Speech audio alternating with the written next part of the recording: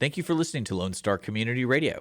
This program was broadcasted and recorded live from the LSCR studios in downtown Conroe, Texas.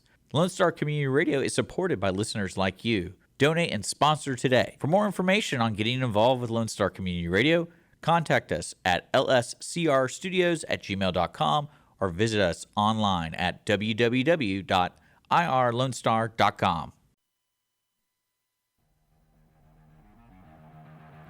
Hey, today we got a good one. We've got a local business owner, of course, and someone who's been here a long time. We've got John Hernandez from H. Wheelin' Tire, and he is going to talk a lot about what he's seen Conroe evolve into from what it was and some of the facelift he's seen from just upgrades and different things like that, and the influx of people, of course, through the growth. He's very excited about the future and just how he got into this business and how he's just comes from a family of hard workers, work ethic, entrepreneurs. Just he's got it in his DNA, and it's fun to watch the passion he has for it. So I hope you enjoyed this episode.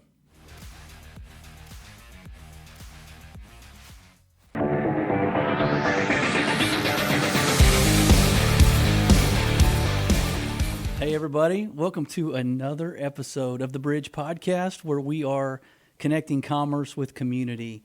And I've got a great business owner here in Conroe. I've got John Hernandez from H. Wheelin' Tire. Welcome, sir. Hi, thank you. It's always a pleasure meeting good people like you and getting a chance to invite us over and speak about our business. Thank you. Man. Yeah, it's good to meet new people always, and I like to create this environment where we get a little bit of a peek behind the curtain into your life that we might not ordinarily get to see if we're a customer of yours. Behind the scenes. Yeah, we're going to get a little behind the scenes. Hopefully not a blooper session, but Okay. but yeah, behind the scenes.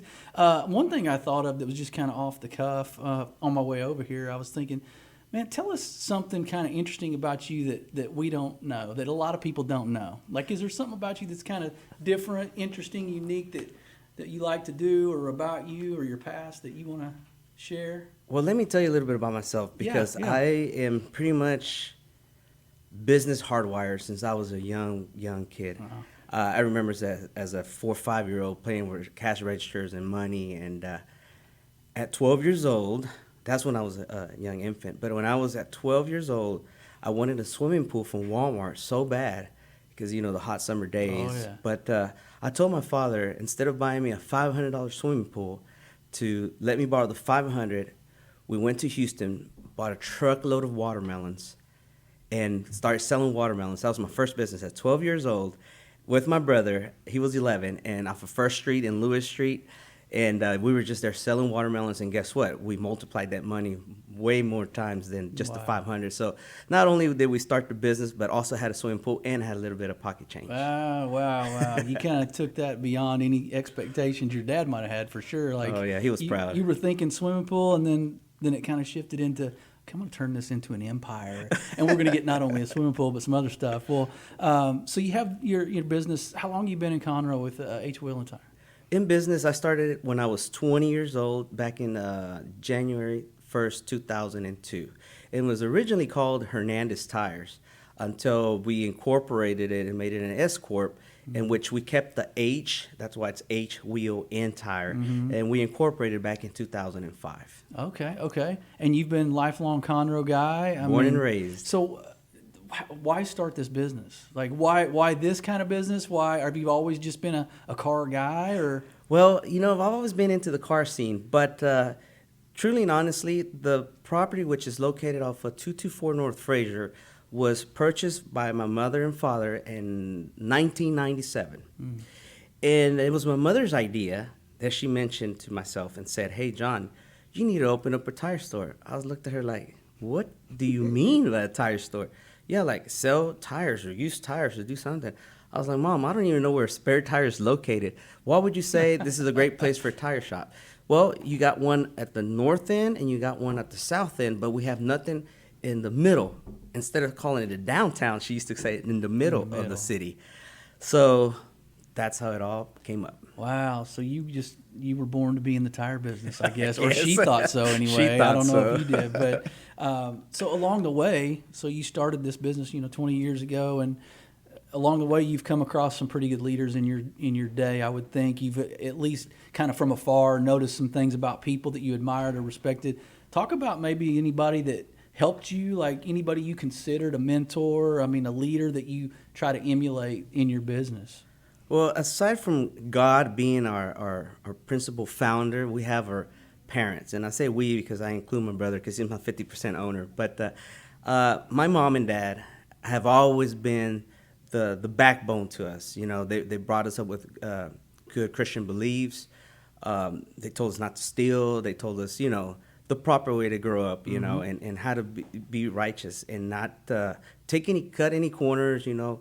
So I can say that those were my mentors, my first mentors, right? Obviously, once you start the business, I had no one whatsoever to guide me or help me or try to, you know, give me some business advice. Or, you know, when you're in business, it's not just business. It's your emotions get involved too, you know, because now that you're depending on your own, you know, now you got to worry about how to pay the rent, the light bill, the water bill, you know, and stuff like that. But as, you know, God is good. And as time progressed, I have ran into a few people that, like, for example, Orlando Saldaña. He was an adjunct professor at U of H.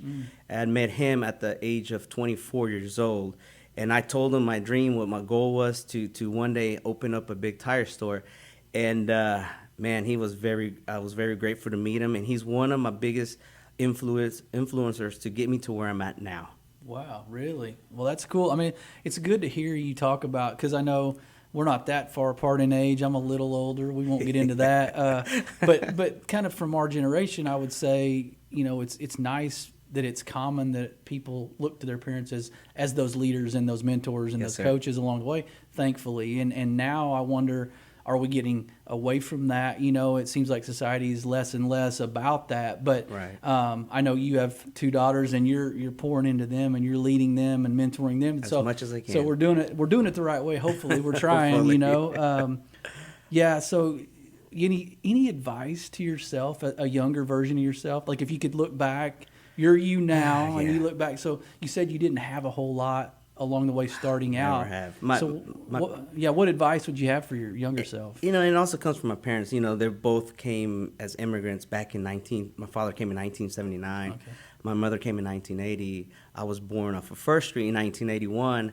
And with the Ronald Reagan amnesty, they were able to become residents, which now they're both U.S. citizens, you know. And but it's very difficult to say, because I felt as a young man when I started the business that I looked around for help, and I have no one to help me.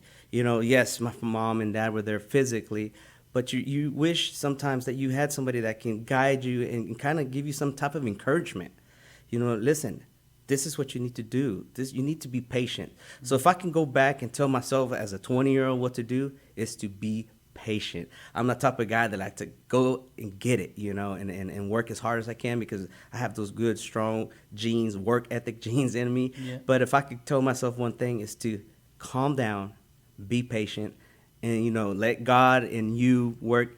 And he works in mysterious ways. Yeah. So let him guide you, and he'll always lead you to success. Yeah, and I don't know. I mean, 20-year-olds, you hear that now. You know, you need to be a little more patient, most likely. But we didn't grow up in so much of a microwave society. You know, I mean, a little bit, but now it's like every thumb click has some information and some return. Yeah, so we don't really have to be patient, unfortunately. But no, I like that advice, because patience can be one of those virtues that you like carry your whole life. It's not just for young people. No. And so you and I probably still battle with some of that today. Yes, we do. So you mentioned your brother. You and him work together 50-50 in this deal, and it's turned out to be a profitable, exploding business. Everybody knows who it is, where it is.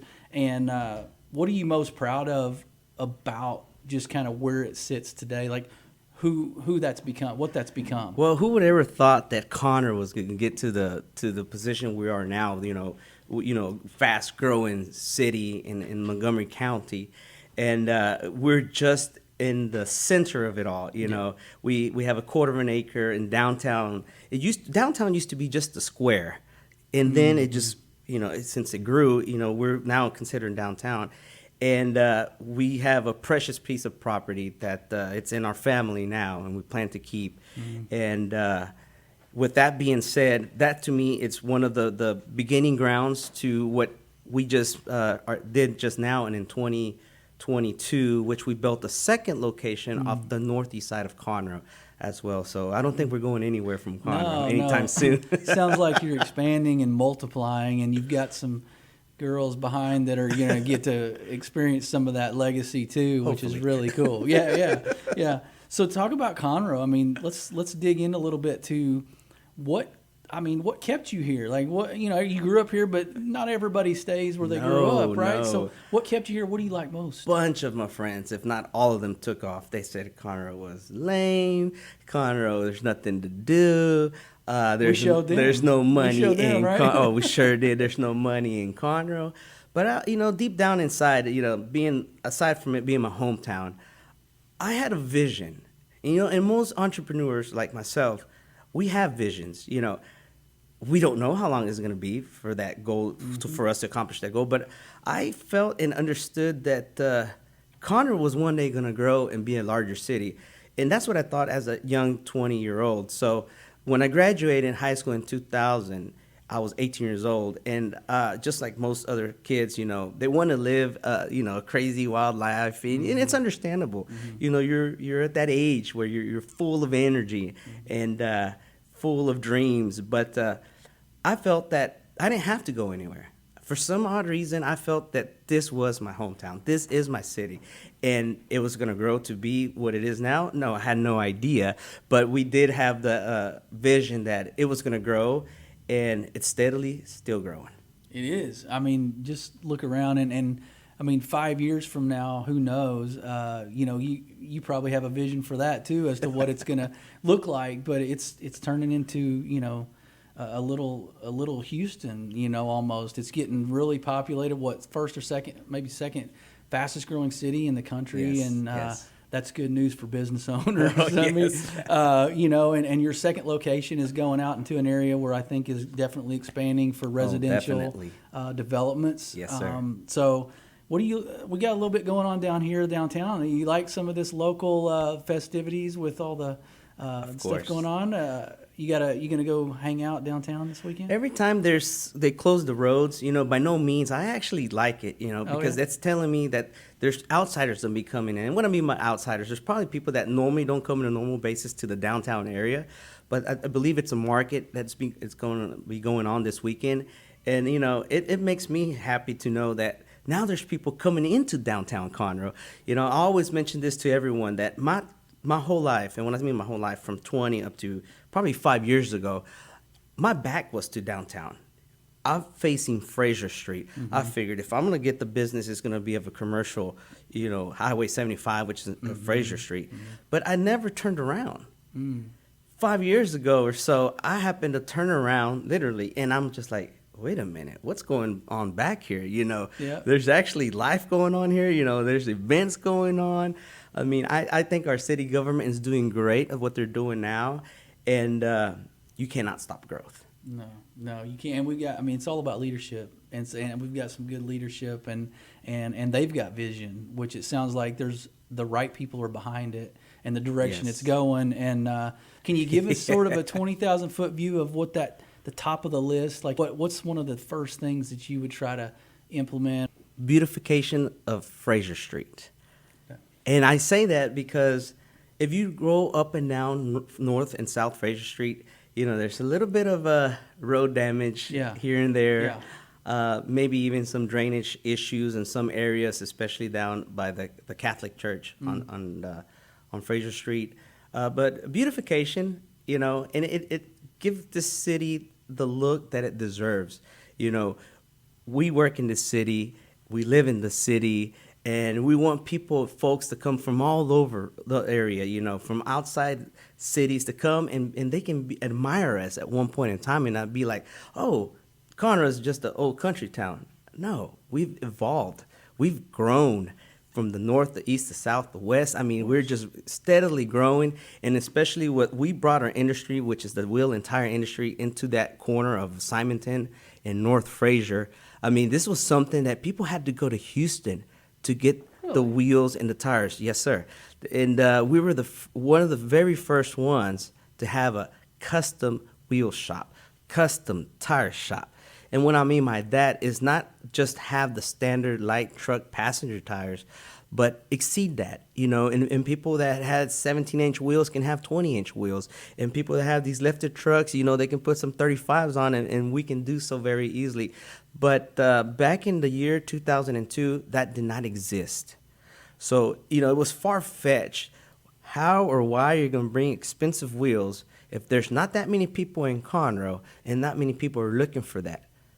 But we had a different idea. We had a different mindset. As growing up, we were into the car scene, like I mentioned earlier. Yeah. So I figured, what would I do as a person if I wanted some 19-inch wheels on my 323i BMW that I bought as soon as I graduated from high school? I had nowhere to go but Houston.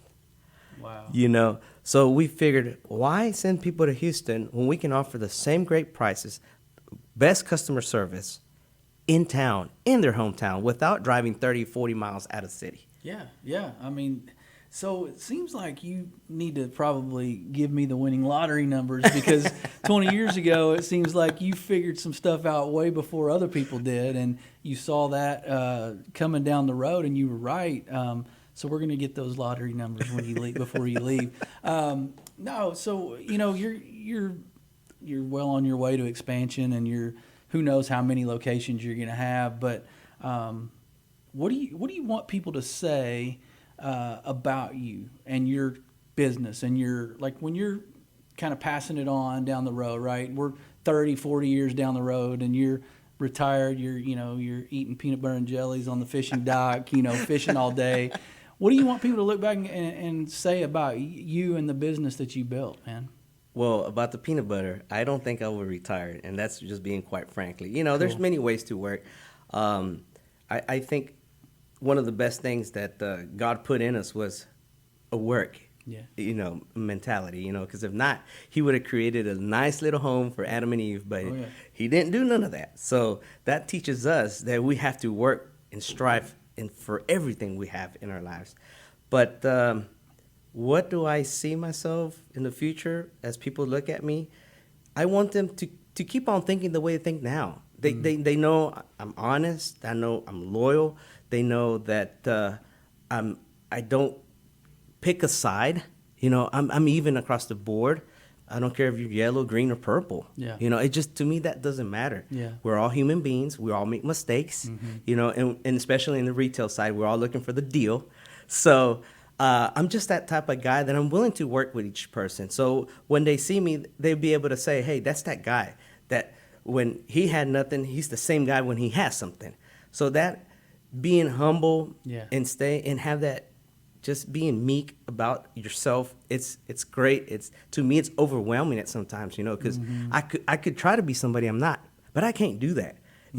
Till this day, you can go see me. And I was just checking some of the customers a flat tire just probably a good 35, 40 minutes ago, which I have guys that do that. But, I love what I do. I enjoy it, and it's not a clean job. I always told myself, if you wanted to be dressed nice and work for an attorney or be an attorney, be a doctor, be something, but I picked the tire and wheel industry. Yeah, I mean, you don't look like you just changed the tire, but, maybe you're kind of like Superman. You got like this little second wardrobe and a phone booth that you change in. No, so as we kind of wrap up here, man, you got talk to the next generation out there, kids that they don't really, I'm not going to say all, but some of them what would you tell them about entrepreneurship and just building a business from the ground up? And like you said, patience earlier, but besides patience, what would you say to this generation now that maybe the first kind of sign of adversity, they maybe change gears and shift gears? What do you have for them? I'm going to tell them like I tell my daughters, hard work pays off. That's a very key element. Hard work pays off. Now, like I tell my kids, and I want to any of the listeners out there, when is it going to pay off? That's a very good question. Yeah. I wish I had an answer. Yeah. I wish I could answer my own question, when I first started, But in a nutshell, hard work, determination, punctuality, loyalty, Those are all things that you have to integrate into your mindset, into your body, And with that being said, you also got to put into action. Yeah. There's a lot of kids nowadays that they see something on TV or they see something on their phone or on the internet, and they think that they can reach that level, And there is some people that can reach that level, in 5 minutes, right? But unfortunately, not all of us can do that. There's people that do in 5 minutes what it takes me 20 years to do. Yeah. We're not blessed that way. So hard work, dedication, be patient, and everything in God's time will turn out fine. Trust me. Yeah. I'm a living proof of that. I'm a living proof of that. Yeah. So I'm proud when somebody younger than me is doing or makes more money or has a better business. At the same time, I respect anybody that's older than me, has a better business and makes more money than me. It's not a competition is what I'm trying to get at. Yeah. Being rich is not about how much money you got stacked in the bank. It's about how you live your life. Yeah. There's people that have so much but could be miserable. They probably are miserable. Right. There's people that have less, but they're very extremely happy. Sure. So to me, numbers it's a numbers game that we play at the retail side. But in my personal experience, it's not supposed to change anyone.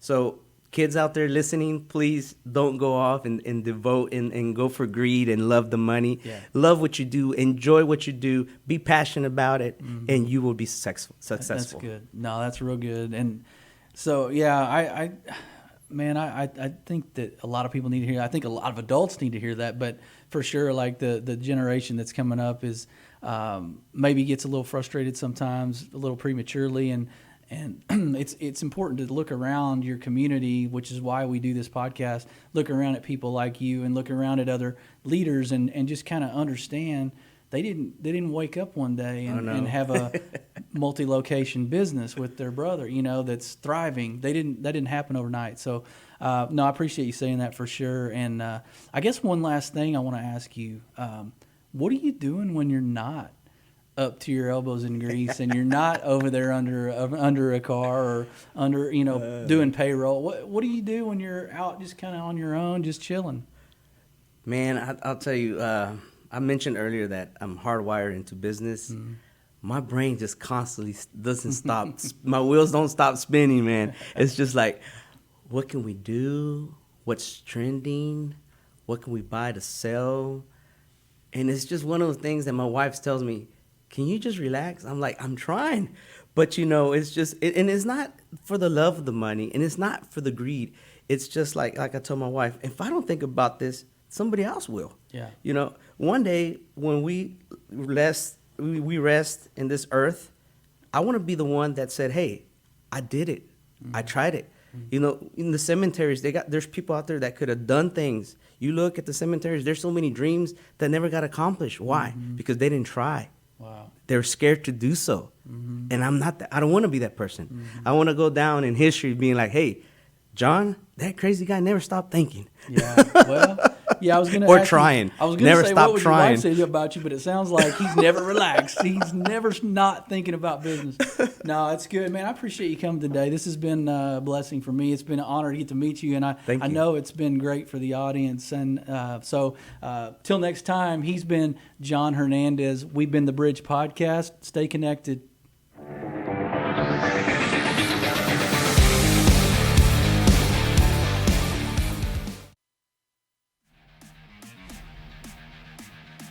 Welcome to another episode of the Bridge Podcast and connecting commerce with community as we always do. And we've got a great one today again. We've got Keath Krueger from the Branding Iron from 202 Main. His wife's got a salon here in Conroe. He is taking over Main Street almost. And so it's awesome to hear how he kind of came from college and back to Conroe eventually, had this DNA of entrepreneurship and business owning, and he's really raising up kids to be around that atmosphere and environment. But we talk a lot about where he sees Conroe going. We talk a lot about his businesses and the niche that he has and some of his expansion possibilities that are out there. So I hope you enjoy this episode with Keath Krueger.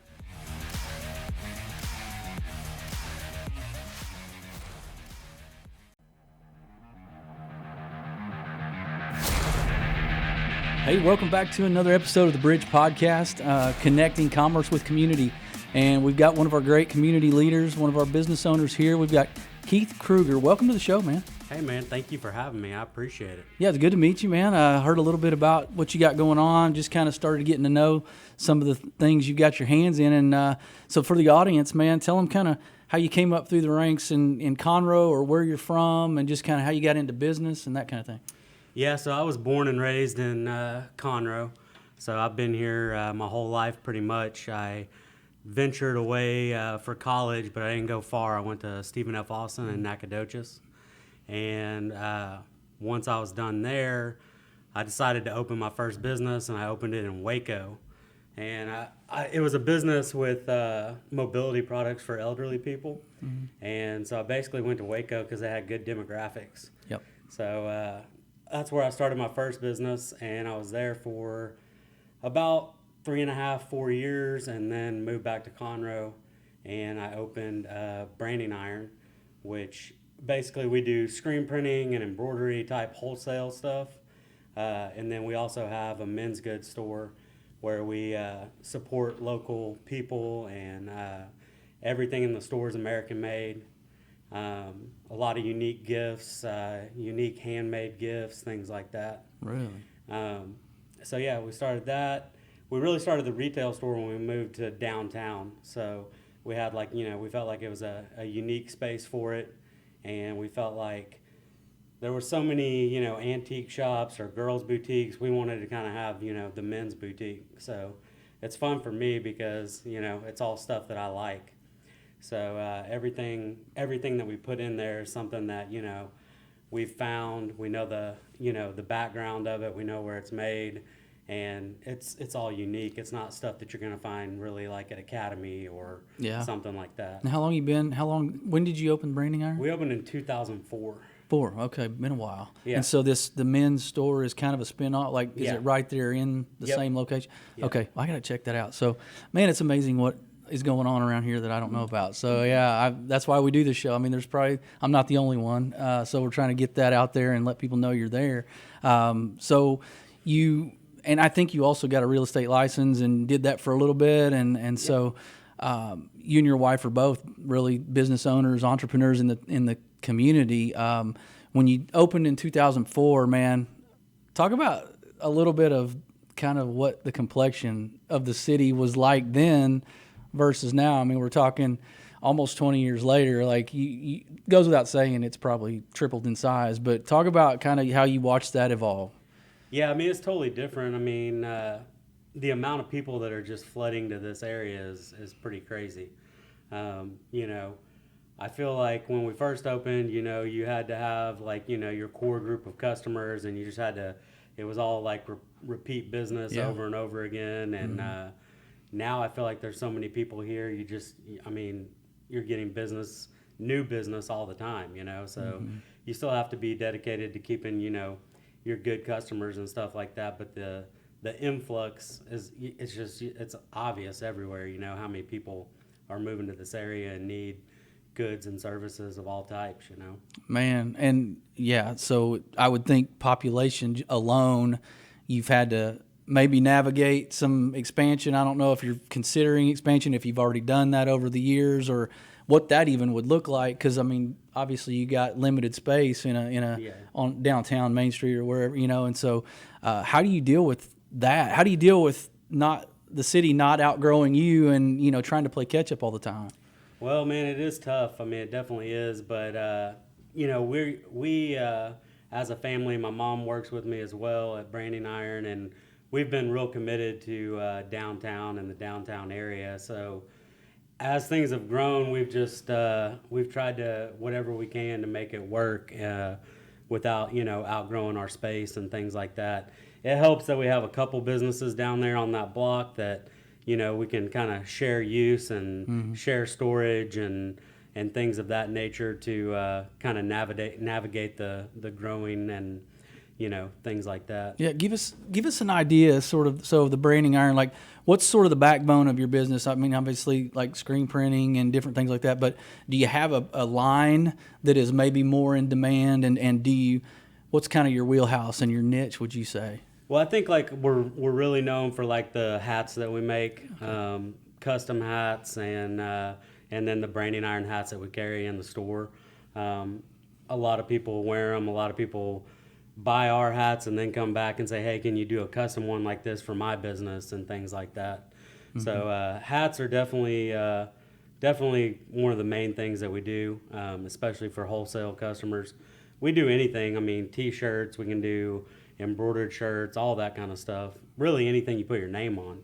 Yeah. But that's, I think right now too, I mean, just like the hat you're wearing, I mean, it's just a popular thing. I mean, especially with guys, I always compare it to like guys want certain hats, kind of like girls want certain shoes, And you can't have too many. Yeah, exactly. Yeah. I mean, I know most of my customers and my house included, I mean, it's just, I got shelves like overflowing with hats, Yeah. So that's definitely one of the bigger things that we sell a lot of. Yeah, and you got my wheels turning because I actually have another podcast separate from this one that I'm looking for somebody to help me with some branding stuff. So it's good to have you in here. The timing might be perfect. So you've had some steady customers over and over, like the same repeat customers. So what are some places around here that come to you for? I mean, is it they just order bulk of hats for the company? Are you doing like uniform shirts for people? Like, how's that? We do a lot of stuff. I mean, for some of the biggest,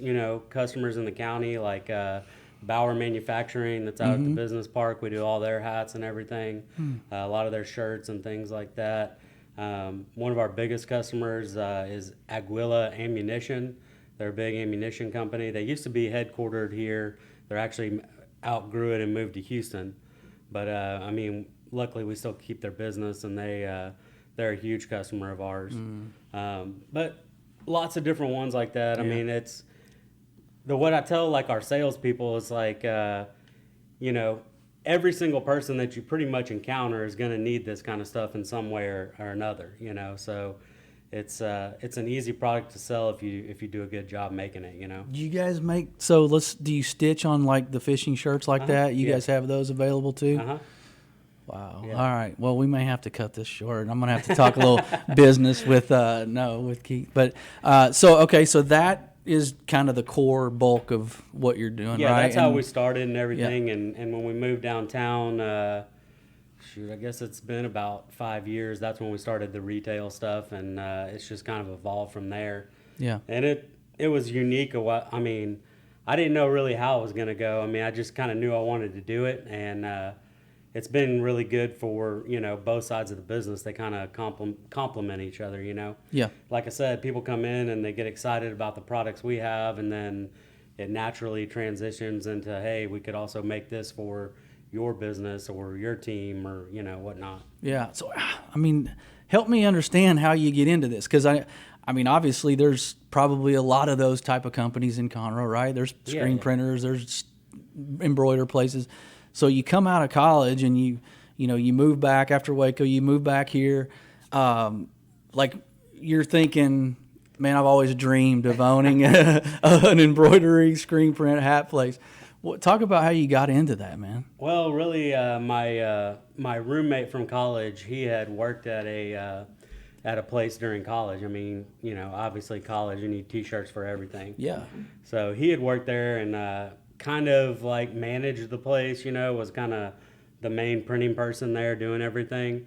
And so, I had experience of running another business, and so we just started talking about it, and that's how we got into it. And he's like, man, this doesn't look that hard. We could do this. And then you get into it. It's just like anything else. From afar, it looks easy, and you get into it and realize, oh, there's numbers, there's ledgers, there's accounting, there's payroll. Oh, yeah. So, all right. So you've always considered, you mentioned you owned another business at one time. So you consider yourself just kind of, you want to be your own boss. Pretty much. I've never worked for anybody else since college. So that's a beautiful thing. That's good that you can do it. Not everybody can do it, and the people that want to. Tell some of the audience that are listening. Maybe there's a group of guys out there that are considering something, to go out on their own. I mean, what advice would you give them if they don't think that they're an entrepreneur? They don't feel like they're minded that way. What would you say to them? Man, I would just say to jump, to go for it. bet on yourself. Nobody's going to work as hard for you as you're going to work for you, That's good. And I think there's a lot of people that for whatever reason, they're doing whatever they're doing in their walk of life, and it's never occurred to them to maybe do anything entrepreneurial or to actually figure out what it takes. But I think the biggest step is just to do it, Yeah. Everything else will kind of fall in place, as long as you're pushing forward and making sure to, ask for help and ask for advice, and definitely lean on whoever you can for advice and help along the way, because you're going to need it for sure. Yeah. Oh yeah. And it's definitely not all perfect or anything like that. It's like anything else in life. You got to work at it, and there's days that you're like, why the hell am I doing this? Yeah. Yeah. And there's other days though when you're like, man, this is pretty cool, Well, and you come over on a Friday to do this because you can, right? Yeah, and yeah. you don't have to clock out. So I think guys are, I would say too, to your point, like if you can identify what you're passionate about and then find gaps in an area of need, like maybe there's a need and there's nobody filling, and that lines up with your passion, like go do it. Because honestly, if you love doing it, you're probably going to make it work. Yeah. And I don't own a business, but I will tell you, it's been on my mind lately. And so maybe that was for me to just do it, but there's a lot of fear associated with it and uncertainty, but you started early enough where you could have been a little riskier probably, and you jumped in and did it, and it just kind of took off. But, are you, so how is it, I'll get a little personal here. Sure. You and your wife own these businesses together. Uh-huh.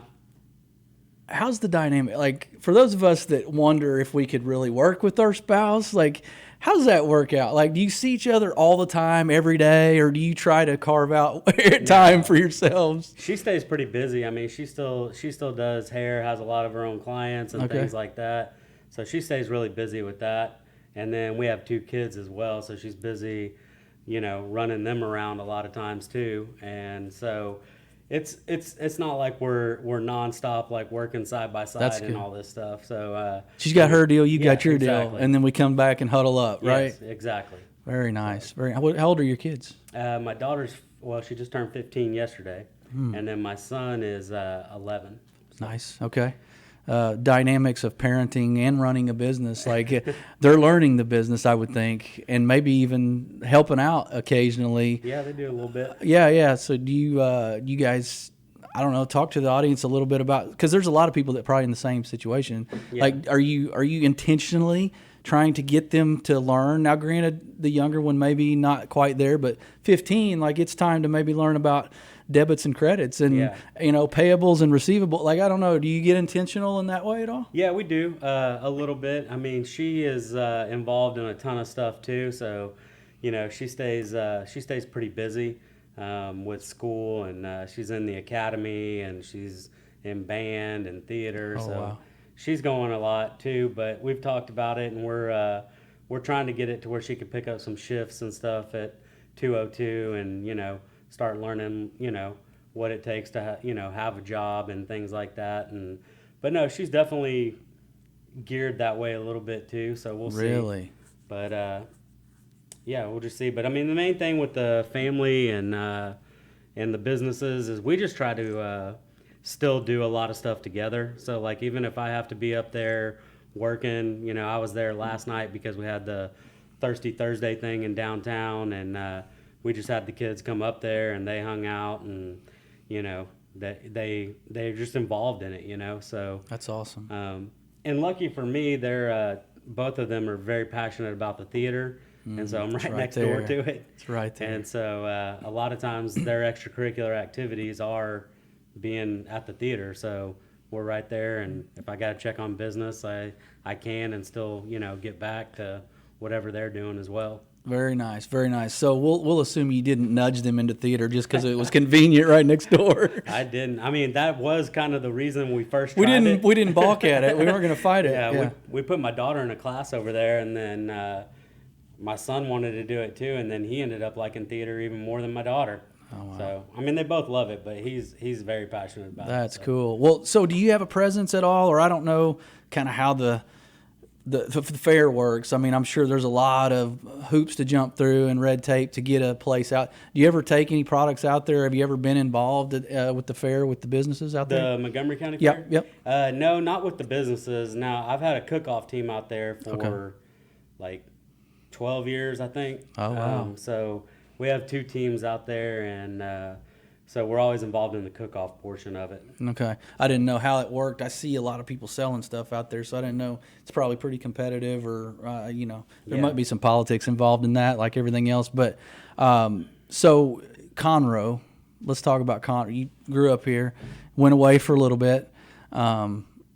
Axum Jacks, right? Is that what they say? Okay, all right. You got it. I grew up in Oklahoma, but I'm a Texan, and so I know that's what they say at least. So when you came back, talk about Conroe, man. Why come back? Why do you love it? I mean, everybody grows up somewhere and they have a hometown, but I mean, they don't always move back. So why? True.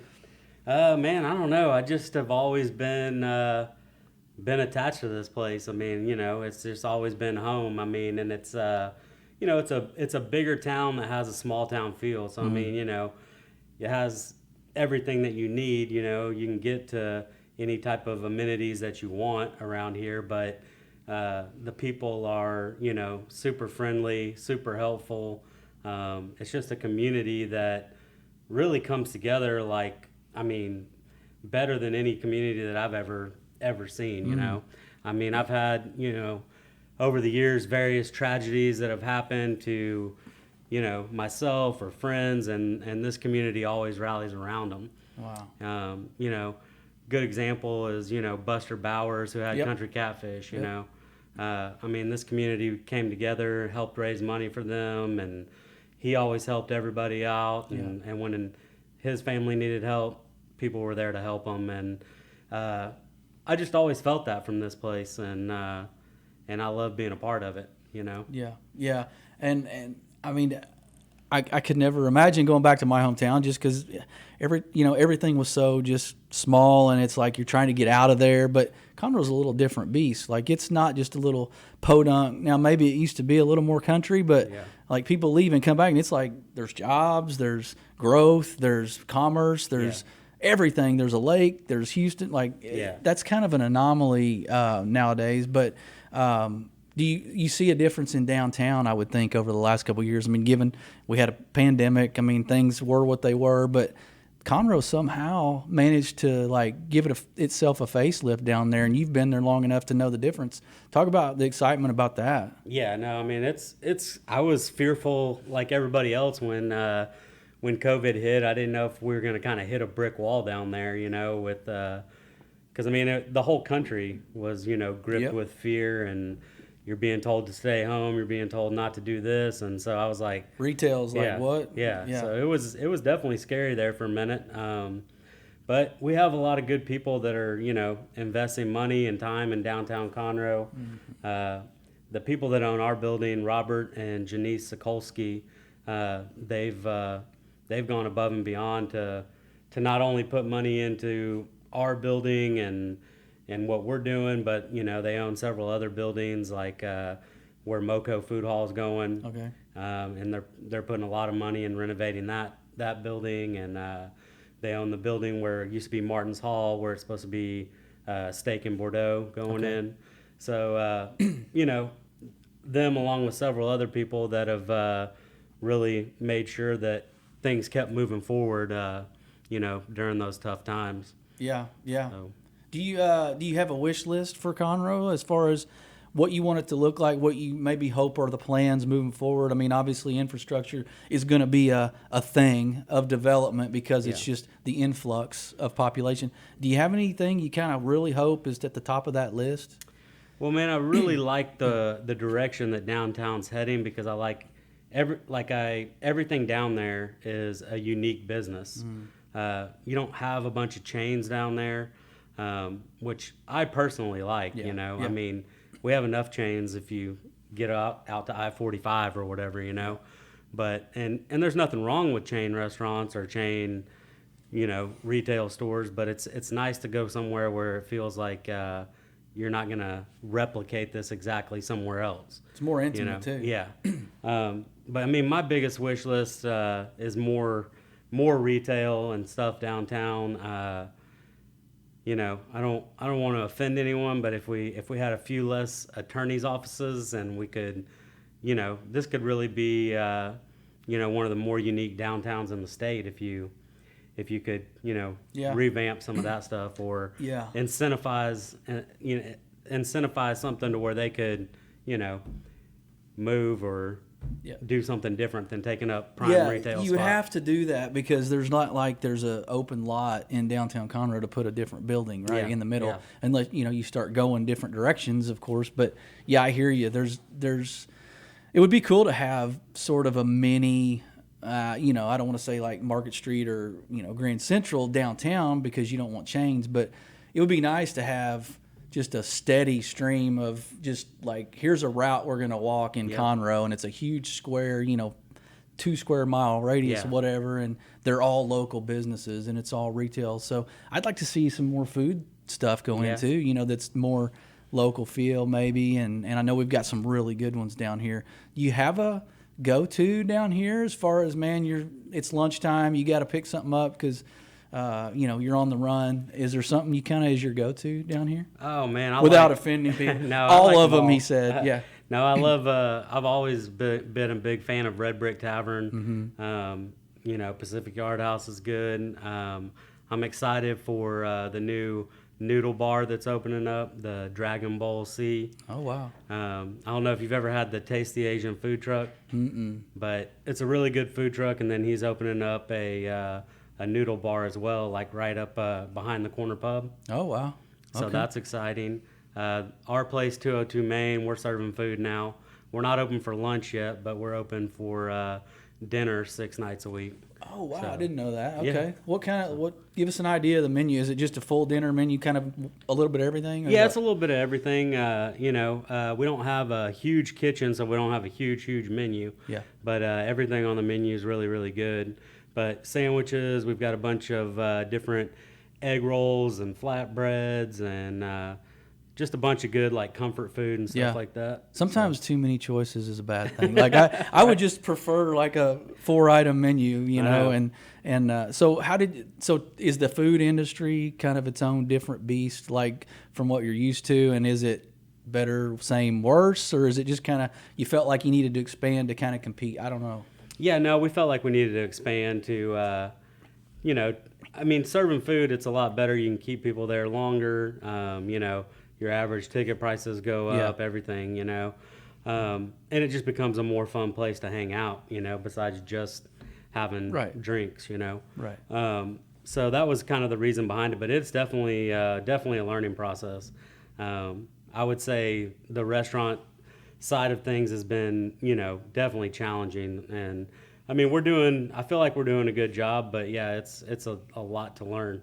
But again, the only way to do it is to kind of jump in and see what you got to do, you know? That's crazy. Yeah. I had a family. I grew up around the restaurant business, and man, it just seemed like it was just, you know, can till can't. And it was like sun up to sundown, and didn't look like it was really worth it sometimes, but you know, you go back to that whole I was my own boss thing, and that's good, but you're kind of differentiating yourself because you got a little bit of every kind of flavor. You get some food, so there's different attractions, I guess. And do you any live entertainment, or do you have an area? Do you have some of that? Yeah, I've never been over there. I'm going to have to get there. We have an indoor stage, and then we also have a really big outdoor stage in the courtyard area. Okay. So we can do inside or outside with the music. We normally have live music Friday, Saturday, and Sunday, and then oftentimes on Thursday as well. Like last night, since there was an event, we had live music. Really? But yeah, so Friday nights and Saturday nights, and then Sunday starts usually about 1 o'clock. So local folks? A lot of local people in and around Texas type stuff. Yeah. And we're going to start trying to get some bigger names in the back too, because we have quite a bit of space back there for concerts. So. Wow. Okay. Nice. Yeah. Well, we might have to do an on-location podcast over there. I've been telling Dick, man. Yeah. No, I'm sure that's on his calendar.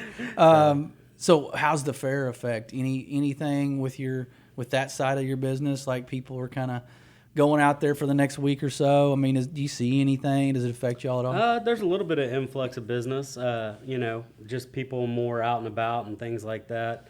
We definitely pick up customers for that for branding iron, and people want to get, their stuff branded and stuff for out there. And so just before I came here, people were picking up shirts and stuff. And Really? yeah.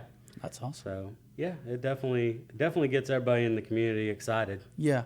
Well, so are you, as we talk about Conroe and just kind of what's going on, you mentioned what your wish list might be.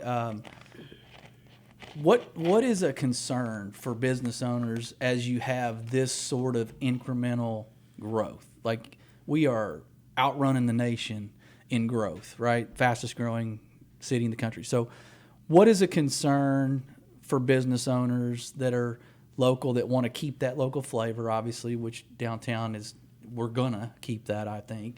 But, so do you have any concerns? Do you have any kind of growing pain fears that are out there? Well, man, I'd always just say, it's kind of that thing, walk before you run. Yeah. A lot of times when things are flying and going fast, you skip some of the basic steps trying to go too fast. And, those kind of things can get you in trouble and, make things harder than they had to be. Yeah, what? Give us an example. I would say, even as we've been trying to kind of roll out 202 with food and everything, we've been trying to take it slowly instead of open up right away 7 days a week, lunch, dinner, all 100 that kind items of stuff. on the Yeah, menu. Yeah, exactly. So I've been trying just to take it slow and make sure that everybody knows what they're doing on the basic steps before, just trying to push it so hard that you're making a lot of mistakes, Yeah. And on top of that, right now, we're still facing a terrible shortage of people that want to work, So it's hard to. We really don't have the people right now. Really? To roll it out super fast, So you're feeling that too? yeah, it's everywhere. Wow. So you're hoping Conroe doesn't try to run before it can walk, and just for the sake of being on some list somewhere that says you're growing super fast. Right. And so are you? There's good things, there's bad things with growth, right? Are you considering any sort of? You're kind of at home right down here in this cozy little, Main Street and all this, but locations, expansion, you're just right in your sweet spot of the size you want to be, or is there something on the horizon? Is there a 10-year plan at all? No, not really. Right now, I'm just trying to master this new business. But, I'm sure as that happens, then, that kind of stuff could definitely come up, as far as expanding or potential second locations and things like that. But like I said, I want to make sure I'm doing everything right with this one before I get to that point. Yeah. And in at that time, so you have something your daughter can take over, right? Right. She's out of college, Yeah. She's got a degree, and there you go. She lands right into a business. So Yeah. But it doesn't maybe sound like that might be what she's real passionate about right now. So Yeah, we'll see. Yeah. Sure. Well, man, let's say there's people here as we kind of close up here this conversation. There's people that have moved to Conroe, obviously. Let's say they didn't go to school here, been here maybe 3 or 4 years. Give them a couple of things that you're most proud of about the city. If you were going to sit people down and go, man, you really don't need to take this part for granted. This is what, and then, hey, here's how I suggest you getting involved in the city. Because like you said, we all kind of rally around each other. Help them feel like they can be one of those people who are from here. So Okay. 2-part question. Yeah. Number one, one of the things I'm most proud about the city is their commitment to the arts. A lot of people don't realize that what we have here with having 2 theaters that are putting on productions and shows, and one that's so classical in the Crichton. People don't realize that. But a lot of places locally, you have to go into the big city like Houston or something like that to get quality entertainment like that, and they have that right here in Conroe. So with both the theaters, the Crichton and the Owen, they're constantly putting out shows. So each of them do 6 shows a season. There's also the Conroe Art League and all the stuff that they do. So, I mean, there's a big commitment to the arts here, and a lot of small towns don't have that. So I think it's a very unique thing that we have, and that it's really nice that the city and everybody is committed to helping those programs. And then the second part, what was the second part? Yeah, so if you're going to have somebody that's new to the community feel more like they've been here, maybe that they're organically part of the family, what can they do to sort of get out there and take steps to be active? Yeah, man, I would just say get involved in really any type of programs. But I mean, you know, one of the nonprofits that I'm involved with is Project Mentor, and what a friend of mine from high school named Angela Matthews. Okay. She started it, and it involves all the schools in CISD, and it's kids that are struggling or may not have 2 parents at home, and you just go and you meet with them at the school once a week. You have lunch with them. But a program like that, I mean, I've been a big supporter. I'm really passionate about it because you're giving back to kids, but at the same time, those kids are giving back to you, and the program gives back to you. So it's like you get plugged in.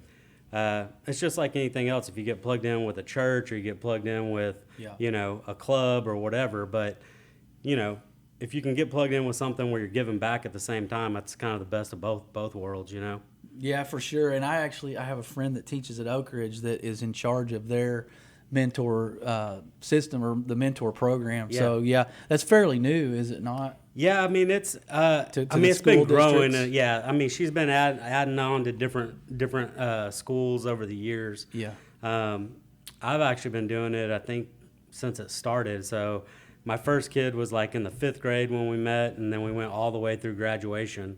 Wow. And we still meet up and see each other, you know, That's usually awesome. at least once a month. And just something like that, man. I mean, it's just something that it really does make you feel like a part of the community. You're plugging in with kids. You're plugging in with other adults that want to see kids do good. So, you know. Well, and to your point earlier about struggling to find people to work, like that might be a pipeline for employees too, like Yeah, for no doubt. local business owners. I mean, you walked this person all the way through. If they don't go to college, like there they are, Yeah. and they might be available, and you might have a workforce right there if people pay attention. Yeah, absolutely. No, that's a great point. So, man, I've enjoyed it. Give us like a little, I don't know, 30-second commercial for all your businesses, and kind of let us know where to find you, what's exciting that's coming up for you guys, and just maybe hours and specials you got going on. Okay. So, yeah, business number 1 is Branding Iron Custom Goods, located in downtown Conroe next to the Crichton Theater. You can find us online at shopbrandingirontx.com. We're open Monday through Saturday, 9 a.m. to 5 p.m. And then we're also open for any special events going on downtown. We stay open late and stuff. Then my wife's business is Switch Hair Studio, which is just a few doors down. And they're open by appointment only. So I think they're normally open Tuesday, Wednesday, Thursday, Friday, and Saturday, but just depending on appointments. And then our newest business is 202 Main, which is a bar, restaurant, event hall, live music venue. And it's you can find us online at 202mainconroe.com. And you can follow us on Facebook and Instagram on both of them, and you know, keep up with what events we're doing. But we do lots of unique events, so a lot of fun things, a lot of good things to do with your wife, date night, and things like that. So That's awesome, man. It's been good having you. You're taking over the entire Main Street, it sounds like, and so we're gonna just let Keith just move his way all the way down the street. So with that, he's been Keith Krueger. We've been the Bridge Podcast. Stay connected.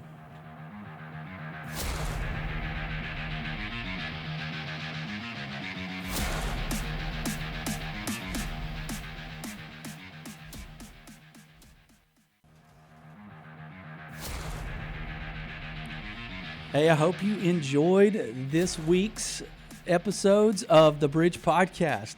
It was exciting to hear from two new people that you may not have known that well. I know I didn't, and it was just awesome to hear their heart for the city. So it was great to hear from Keith. It was great to hear from John. And as always, tune in on Tuesdays at 11 a.m.